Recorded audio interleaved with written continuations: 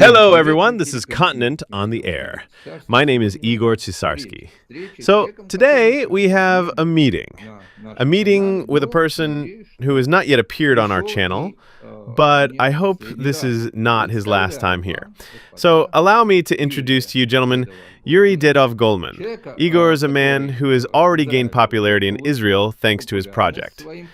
But to clarify for our special American audience who he is a former captain of long-distance navigation and the originator of the idea to construct a navigable canal. And where, do you think? Yes, precisely, in Israel. Thank you very much for the invitation. I am not spoiled by such things. I truly appreciate it. Yes. So then, yes, it is not always possible to keep track of everything happening in your wonderful country, although we cover events in Israel extensively, but mainly political ones.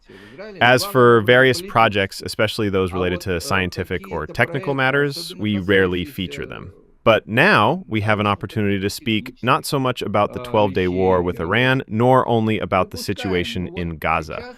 Our political experts will report on those. And you have something different for us, a project that looks like a global one, the situation in Gaza.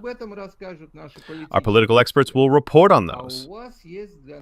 And you have something different for us, a project that looks like a global one. And here are a few words about it right from the start. I will not tell the story. You will tell it better yourself, as it is your brainchild. Thank you very much for the introduction. I must say that when I arrived in Israel in 1999, it immediately caught my eye. There truly was a sense of divine sign here. Nothing is here. Nothing is extracted, nothing is happening. And when I stepped onto the seashore and cast my eyes over this magnificent blue expanse, I, as a former captain of long-distance navigation, was suddenly struck. But where are the ships? That is where it all began. That's where it all began. I started taking an interest. I began writing. There was a website called Mere World. I wrote an article there stating that all the riches of Israel are hidden out there, in the sea, in that beautiful blue sea. I had worked on many types of ships. I once began with fishing vessels, then worked on bulk carriers, on tugboats, worked on all kinds of ships, even on tankers, yes. I even once ferried a passenger ship. So I am a captain with the kind of experience that very few people have. And for me, all these calculations, well, I also received an economics degree from the Institute of Water Transport. I calculate very quickly, and very quickly identify where the weak point is. So that weak point turned out to be the empty sea in Israel, in a country of botanists, where practically everyone has a higher education. And yet there are no ships? That's right. And so began my visits to the Knesset. I started pestering some representatives of the people. Eventually, the first project appeared, high-speed maritime passenger transportation. I even got it approved by the Ministry of Transport. I just couldn't find financing. But then I thought, wait, all of this, these are just small transportation projects. But there's a mystery hidden here. After all, the Lord did not command this land to us for nothing, as if to say, Jews, think, think, think, think. That's where it all began. I started taking an interest. I began writing. There was a website called Mere World. I wrote an article there stating that all the riches of Israel are hidden out there, in the sea, in that beautiful blue sea. I had worked on many types of ships. I once began with fishing vessels, then worked on bulk carriers, on tugboats, worked on all kinds of ships, even on tankers, yes. And then one day, while listening to a broadcast on Radio REKA about Theodor Herzl's book, The Promised Land, a phrase of his was quoted, "And caravans will travel through the Negev desert, but not of camels, of ships." Eureka! I said to myself, so that's it. I rushed to the bookstore to find a geographic map. I found one that seemed to me good, high quality, and I began to study it, to measure elevations. 2 months later, a fully calculated idea for a navigable canal project was born. We understand that it was not yet a full-fledged project, but it was an idea, with some reasonably detailed figures. And so the movement began. I started approaching politicians. People listen, no one sees it, but we have elevation. At that time, I calculated from this old map, subtracting an elevation of 550 meters, and finally a scientific council was convened. Even in that preliminary form, the scientists accepted the project and accepted it with enthusiasm. I kept writing, knocking, for 25 years. According to those calculations, the amount of soil to be removed was enormous. The total cost came out to around $350 billion. And then one day, while listening to a broadcast on Radio REKA about Theodor Herzl's book, The Promised Land, a phrase of his was quoted, "And caravans will travel through the Negev desert, but not of camels, of ships." Eureka! I said to myself, That's all? yes, and even so, many scientists acknowledge that it is quite realistic because, well, this is not an unreasonable price for a project like this. You see, what sets it apart from the existing Suez Canal? Today, the maximum width of the Suez Canal is about 350 meters. Well, there are places where it's 500, but that's just in some spots. Yes, you're showing an image of it now. They've already renovated, modified, and rebuilt it, so to speak. Initially, the Egyptians, like children in a sandbox, dug a second channel through that sand. As a result, we now have two channels, each 13 meters deep, in sand. And as you understand, the water washes through it and the sand settles to the bottom of the canal, and no dredging work helps. You can see here a line of ships engaged in removing sand from the canal bed, but it doesn't solve the problem. It's silting up.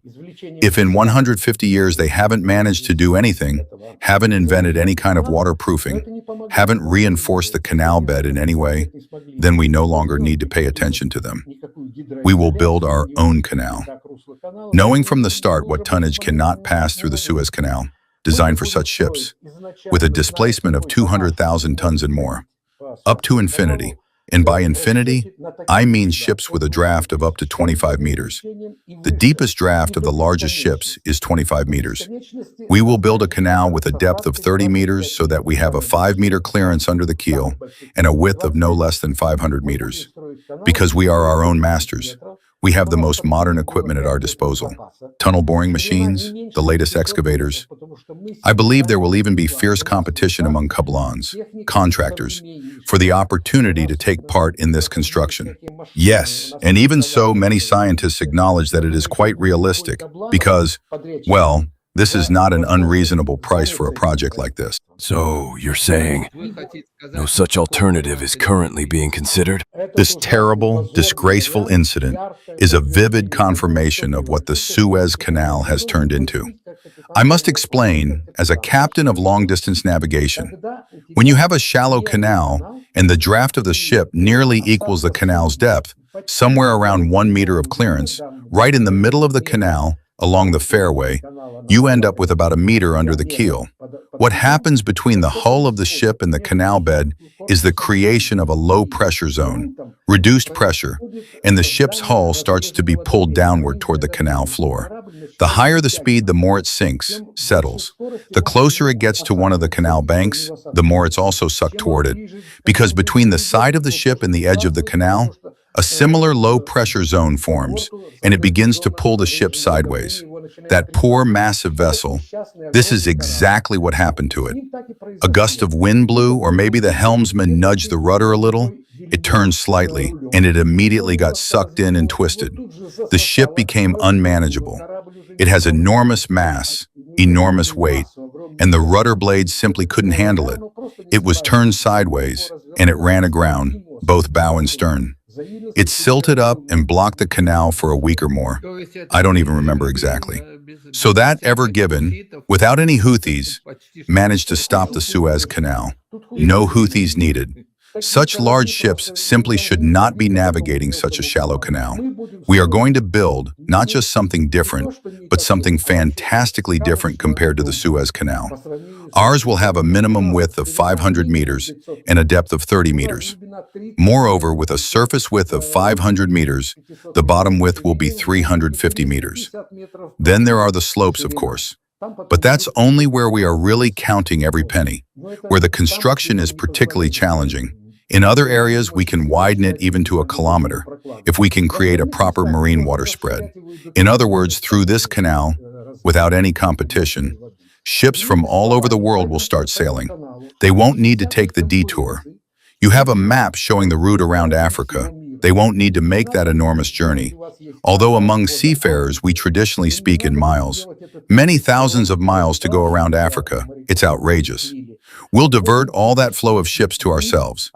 If the Suez Canal today is capable of handling up to 100 ships per day in its best times, ours will handle up to 320. Many thousands of miles to go around Africa. It's outrageous. We'll divert all that flow of ships to ourselves. If the Suez Canal today is capable of handling up to 100 ships per day in its best times, ours will handle up to 320. Yes, and here's the map, showing in red the forbidden color, the route taken by ships that go around Africa. But that makes no sense. It's a wild loss of money. We're talking billions into thin air, simply billions. And you can see how much the route is shortened, shown in blue, when ships travel through the Israeli Navigable Canal. Well, today it's through the Suez Canal. Yes, the one that doesn't exist yet, but which possibly will. No, which will definitely exist. I believe in that deeply. Because truly, to keep losing that kind of money, you'd have to be completely incapable of using your head. Yes, Yuri, a quick question right away. You mentioned a figure. Well, yes, of course, it's a funny number. 350 billion. I'm being ironic, you understand. That figure is outdated. I didn't finish explaining. I redid all the calculations after the interview with Sergei Slender aired. In addition to the various comments that followed, there were 3 excellent ones that pointed out an error in my earlier calculations when I was removing soil to create a depth of 50 meters. Back when I did the initial estimates, I made some other mistakes too. For example, I had even planned to dump the excavated soil into the Mediterranean Sea, which would have created an additional 1,500 square kilometers of territory for the country. Then someone said to me, "Why do you need a depth of 50 meters when the maximum draft of modern ships is 25 meters? I had been sure it was 35 because there once was a tanker, the Globtic Tokyo, that had over 30 meters of draft.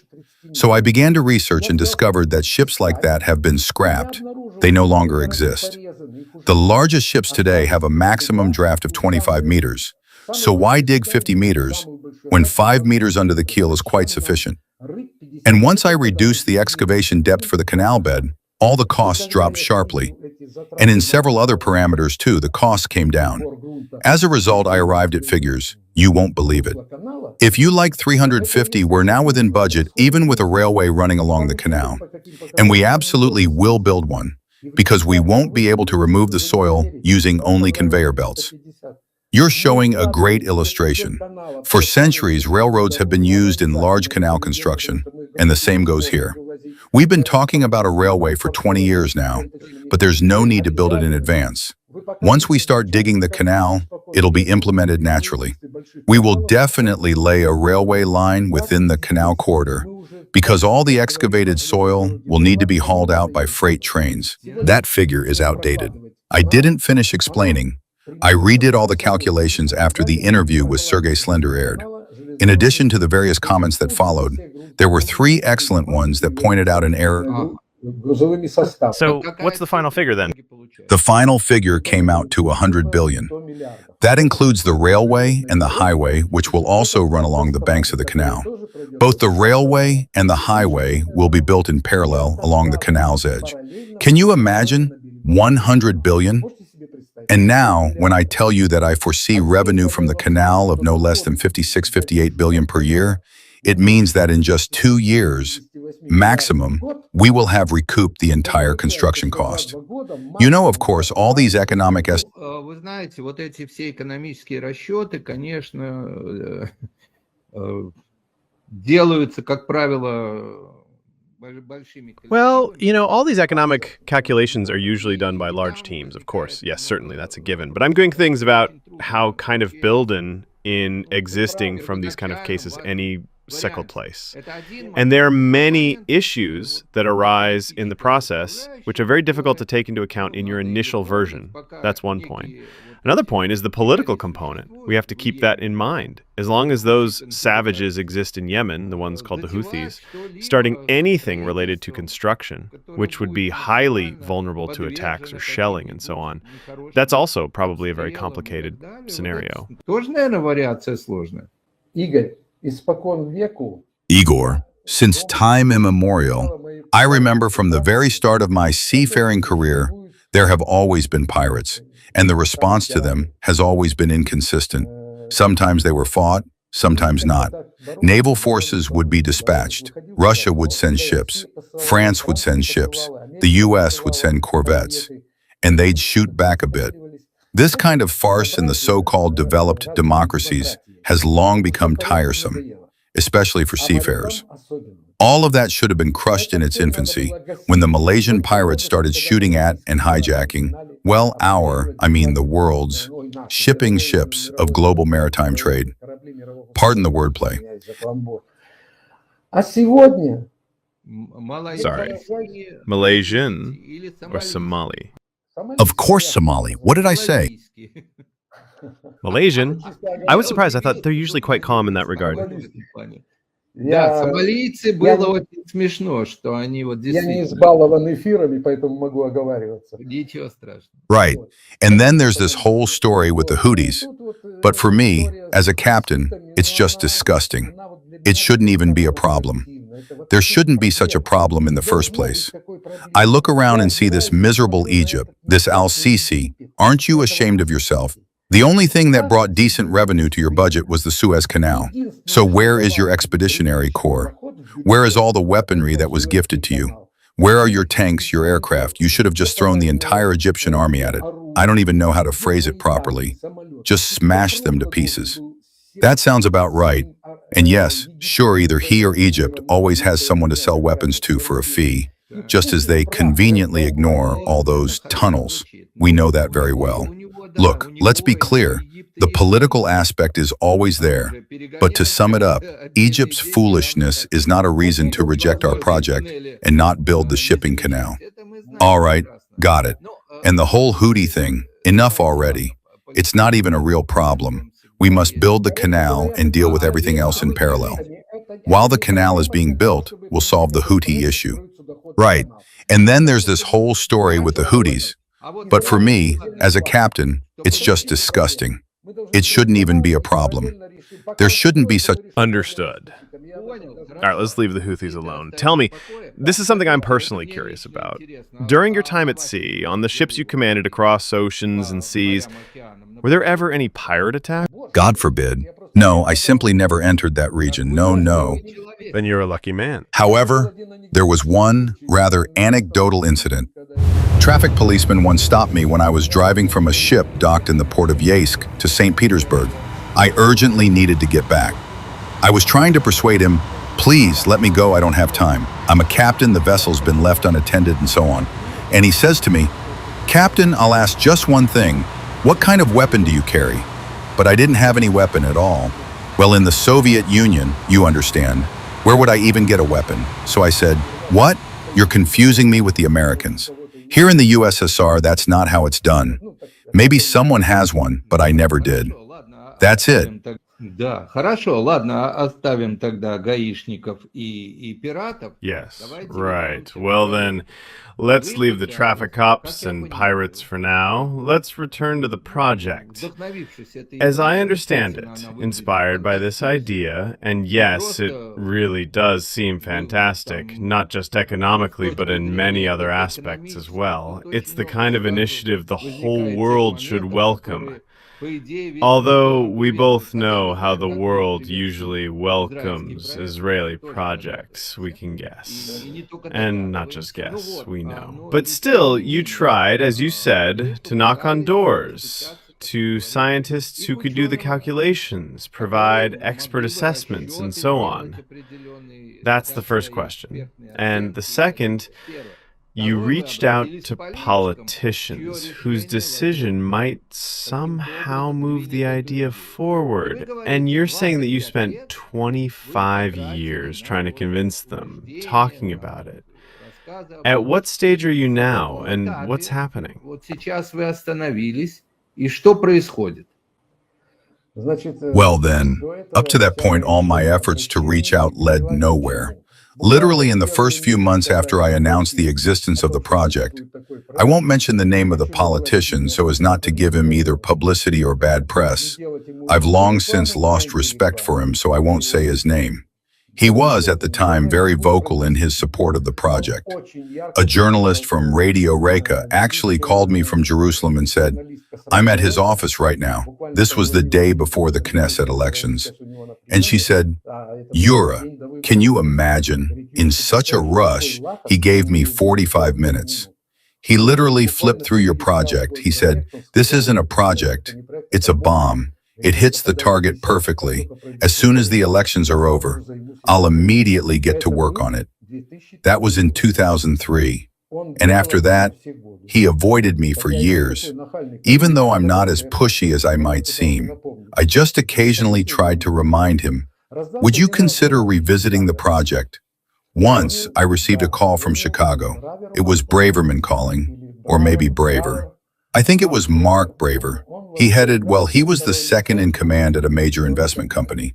And he said, "Yuri, you ruined my lunch. I went to a friend's place with my wife, and he shoved my face into the computer and showed me your project, the project's website. He said, 'I'm your fan now.' He quickly told me a story about how he used to raise money for Israel, but was afraid to come because of the ongoing wars. There were wars going on here, and he had already been in leadership at that Chicago-based financial firm for 30 years. He said, 'Give me just one of your active politicians to talk to. I'll make a deal with him. We'll help. We'll help the Israeli government make it into the G20. We'll help you with everything. We'll pave the way for this project. Just give me one.' Can you believe it, Igor? I couldn't find even one. And back then, I actually had ties with politicians. I had acquaintances, activists, and others across different parties. Not a single one, you see.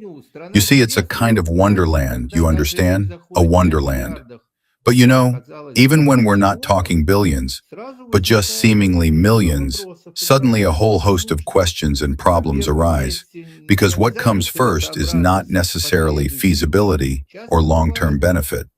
Often the question becomes, where will we even find these millions?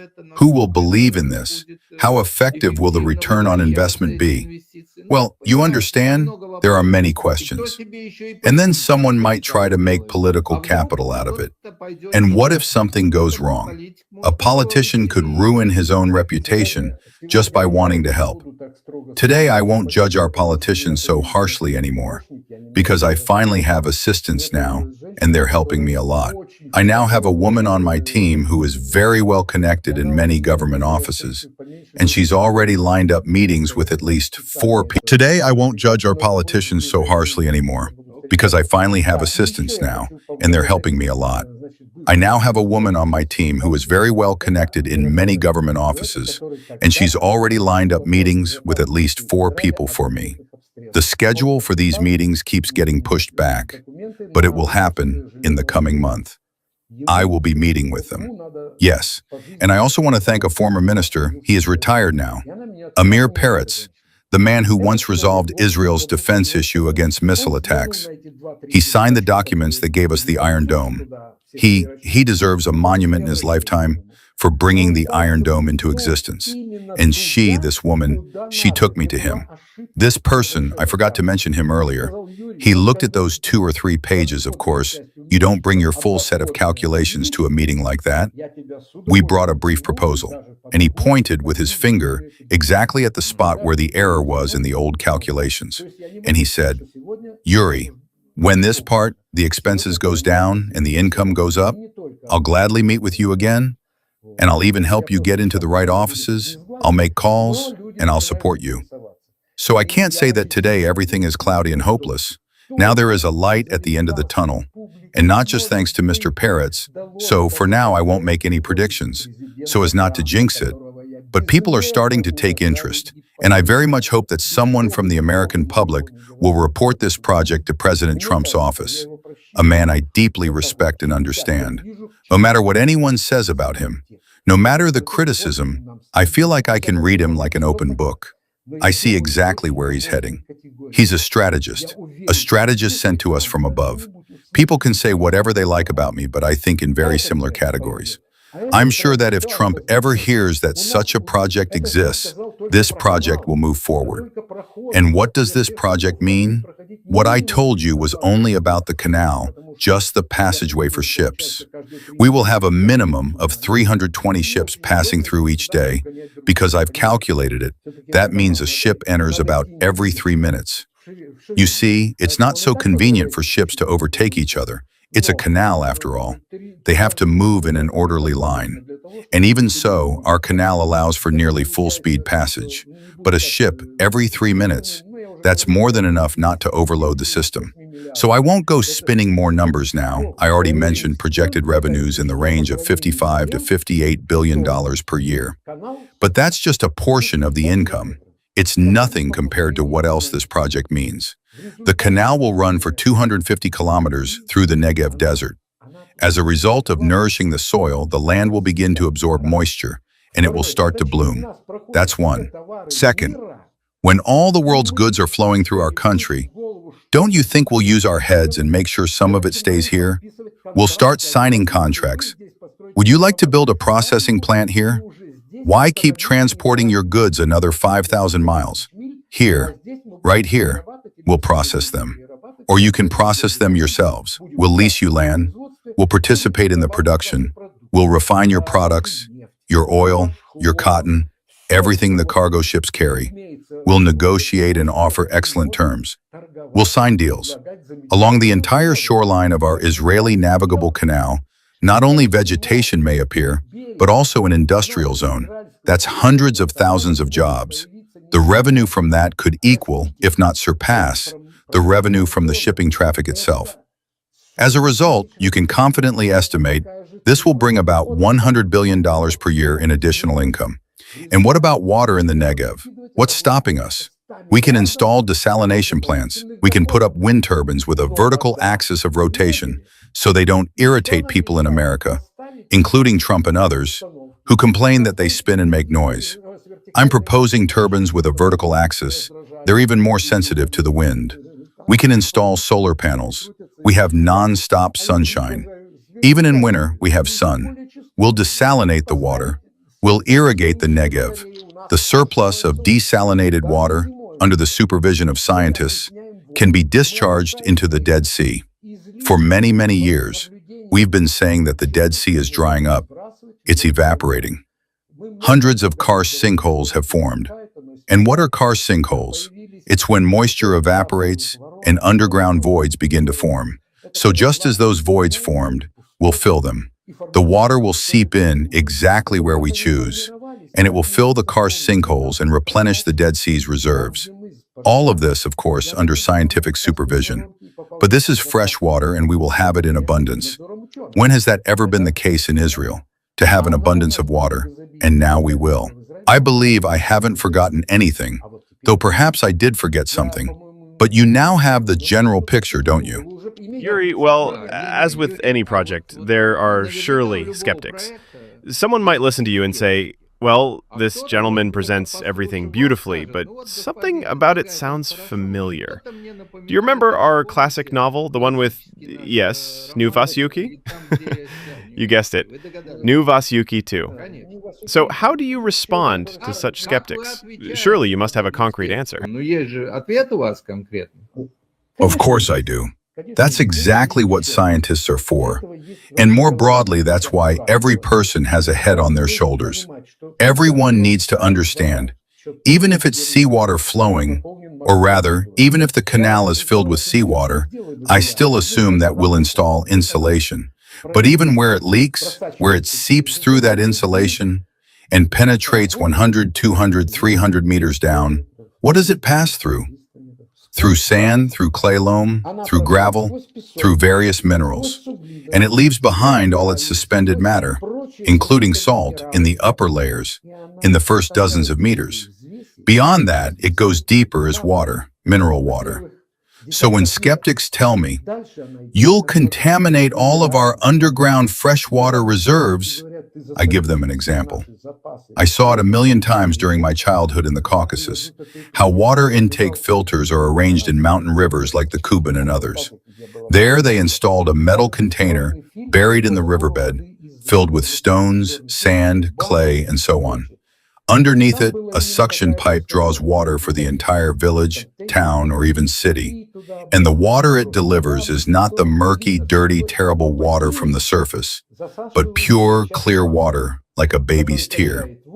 All of those natural underground filters purify the water. And besides, my friends, I hope I've made my case that we are not damaging the environment. This is not a canal filled with oil or kerosene. It's a canal filled with water. I haven't even mentioned yet that this is 250 kilometers of newly created water surface, and it runs through the highlands of the Dead Sea. During the day, water evaporates. At night, that evaporation is trapped by the surrounding hills and has nowhere to go. It falls as precipitation. It has to behave that way because it's sitting right there on the ridge, and the cloud, this evaporated water, so to speak, has nowhere else to go. It gets held in place. We don't have strong winds here that would blow it all away instantly. Our climate, to some extent, will also improve in a positive direction. Everywhere you look, there are only benefits. I understand. And as for the water, well, while we're digging, we'll discover a few things. I say this as a Jew. We'll find something in there, because we'll be cutting through 320 meters of elevation. Пока мы будем рыть, мы кое-что найдем. Это я уже говорю, как тот еврей. Мы кое-что там найдем, потому что мы будем убирать 320 метров высоты. Ну, это понятно. Вот смотрите, с водой же, Юрий, с водой... Well, that makes sense. But look, so much is tied to water. They say the next wars, which are already on the horizon, will be fought over water resources. They're already happening, though overshadowed by other conflicts we hear about daily. So in a way, you're solving not just an infrastructure issue, but the problem of war and peace itself. Мы знаем, говорим в ежедневном режиме, а то будет, и вот вы таким образом вы решаете вроде проблему войны и мира, получается, тоже? В том-то и дело, что этот проект, он глобальный, он несет в себе глобальность. Этот проект, мало того, что... That's exactly the point. This project is global. It carries global significance. Not only does it bring Israel tremendous income, I mean tremendous, but we will no longer have problems with pensions, or with religious groups, or with any kind of social programs. We'll have the funds for everything. And Jews know how to divide money. As long as there's a treasury, they'll figure it out. I hope this time it will all be done fairly. What else did I want to say? Look, besides all that, we are modern people. We have immense engineering knowledge. Just imagine a giant canal, and we need to hang bridges over it. I calculated that we'll need to build about 9 bridges. In some areas, we'll gradually increase in elevation as we dig the canal. Already on the eastern side near Gaza, the depth down to sea level will be around 30 meters. And the further we go, well, the deeper it gets. We're descending a full 320 meters in elevation. So it's descent, descent, descent. Can you imagine the kind of machinery needed to build bridges like that? But in my proposal, I say, let's not think of it that way. Let's build the bridges first, even before we start digging in that area. We already know the specifications for each location. We know the required support lengths. So we start with the bridge, it just rests on the ground. And then we dig the soil out from beneath it. When we reach canal depth, we also think about wildlife. We understand that not everything will travel over bridges, so we need to make tunnels. We'll build about 5 tunnels, some for wildlife to follow their traditional paths, and some for transport. And we'll do that too before we fill the canal with water, because we're digging dry. There will still be dams, a barrier at the Red Sea and another in the Ashkelon area. So once the canal is dug, we'll build the tunnels through dry land. I don't know if anyone's done it this way before, but I propose we do it all in advance. That drastically reduces costs. Do you now understand why the overall cost of the project has gone down? because there are a lot of smart ideas here, if I may say so myself. Brilliant ideas we can implement. We have a sea of engineers. Capital will flow in from investors, along with the brain power those investors bring. And honestly, I'm not sure the state of Israel can build this on its own. This will be an international project. And if it's international, then decisions will be made collectively. So, tell me, am I convincing? А раз международный, то и коллегиальные решения все будут принимать. Да. Я убедителен. Да, звучит интересно. У меня такой вопрос. Ну вот, как касающийся... Yes, it does sound interesting. I have a question, something related to the idea itself. When someone has such a concept, there's always the issue of copyright, intellectual ownership. So how do you personally view this as your child? What if it slips away and no one even remembers Yuri Dedov-Goldman afterward?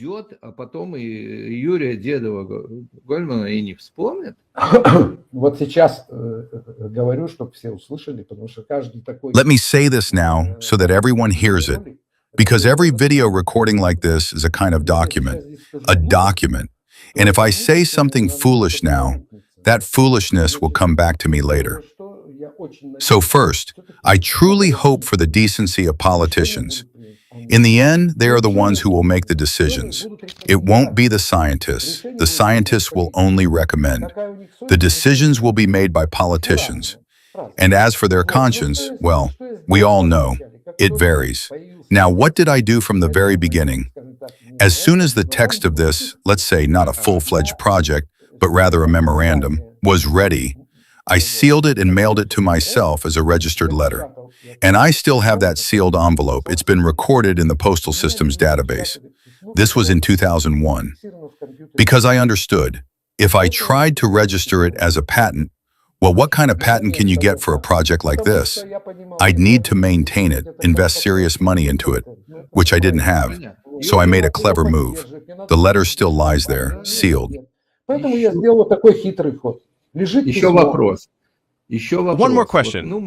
We know that among Jews, there's no shortage of bright, intelligent minds, just as there's no shortage of the opposite. Unintelligent, untalented ones, too.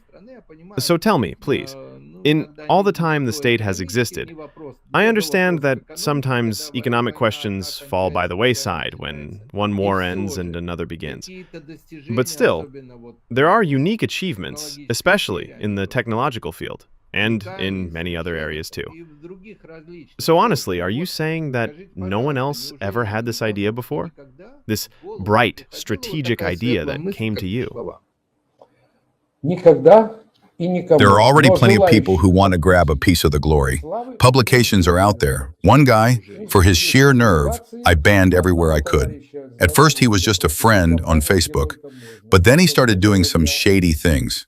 Actually, no, this was even before Facebook, back in the days of the first radio forum, when all of this was just beginning, and I was writing there. And then suddenly this guy started claiming that he came up with the idea, that he had letters from ministers, that he had written to them. I banned him. Anyway, there are idiots, plenty of idiots. But I'm not talking about them. There are also serious people. Есть и серьезные. Вот вы сейчас, если обратите внимание, в интернет переполнен рассказами и видеороликами про израильский судоходный канал под названием Бен-Гурион. A navigable canal called the Ben-Gurion? What a cheap, blatant lie. It's just... I asked my assistant, please, can you check if such a project ever even existed? Because, well, I made it up. I came up with it back in 2000. What kind of nonsense is this? And recently, I got myself a comrade. He's a scientist, an engineer. He's 92 years old, sharp as a tack. I've never met anyone like him. And suddenly he starts digging into this. He says, Yuri, can't you find out who's behind all this? And I answer, I just can't. I really can't. Then he gives me a lead, sends me a link. I go there, read the text, watch the video on the site. It's through this guy that I found that very video. Yes, they're personal websites. The video has voiceover, by the way. Some guy in a mask, probably so that the audio doesn't match the image. But the visuals are stunning about how great Israel is, how it's had this project going for ages.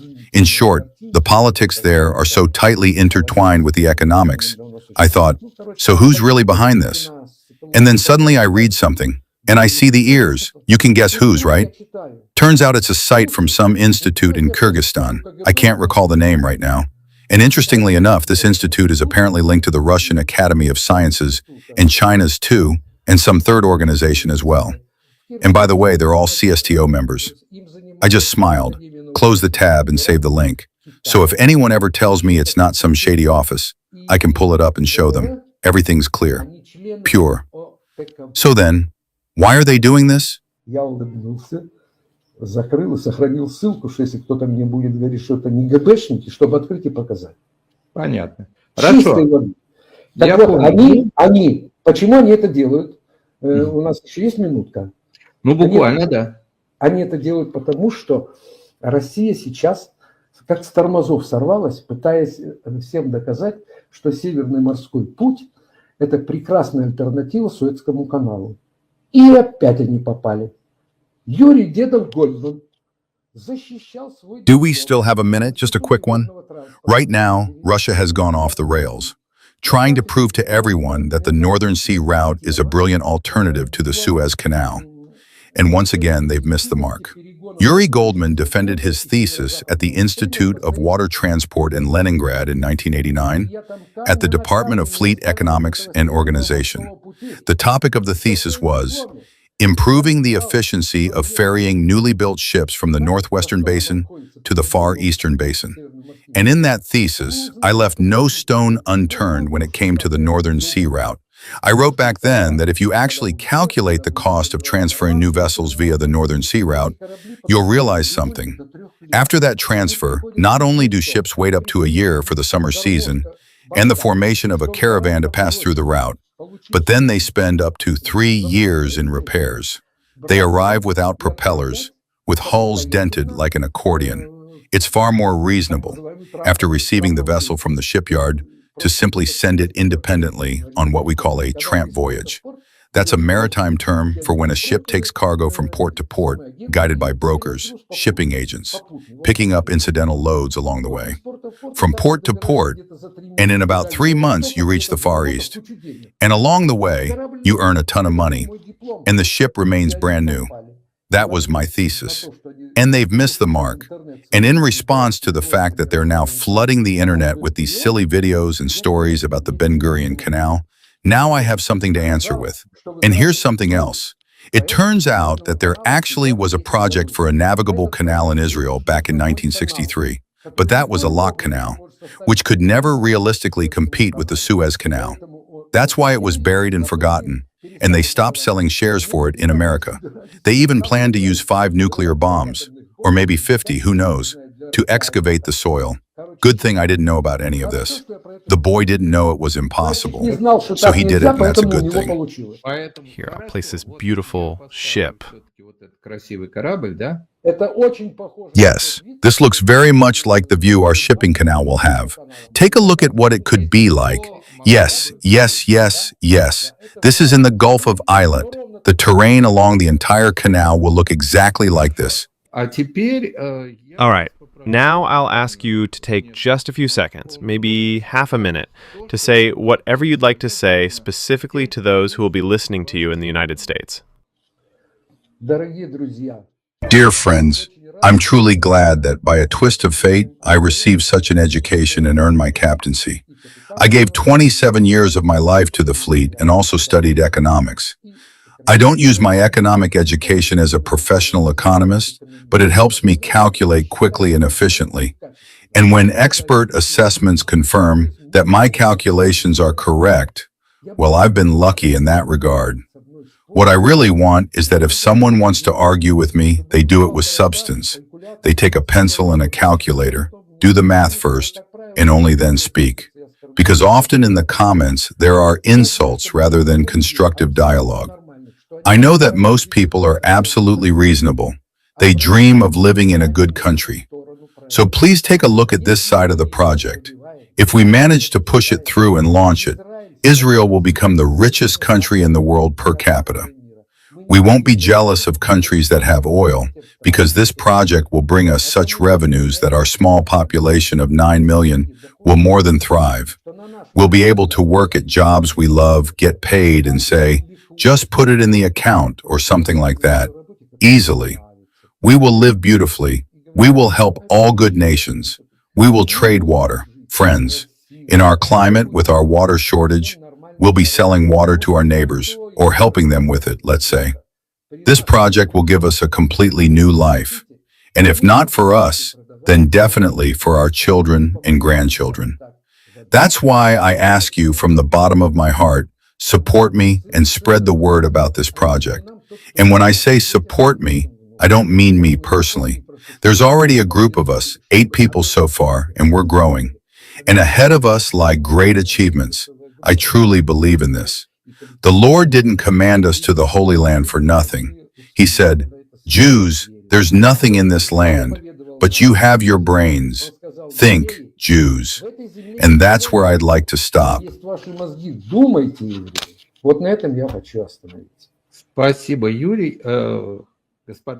Thank you, Yuri. Ladies and gentlemen, today we were joined by Yuri Goldman, former deep-sea captain, economist, and the author of the idea to build a shipping canal in Israel. As I understand it, the canal doesn't yet have a name, but if it does come to life, we'll eventually be able to guess whose name it might bear.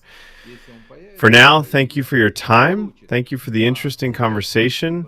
Let's hope for some engaging responses and perhaps new meetings in the future. All the best. Интересные отклики тоже на него. И, может, на какие-то и новые встречи. Всего доброго.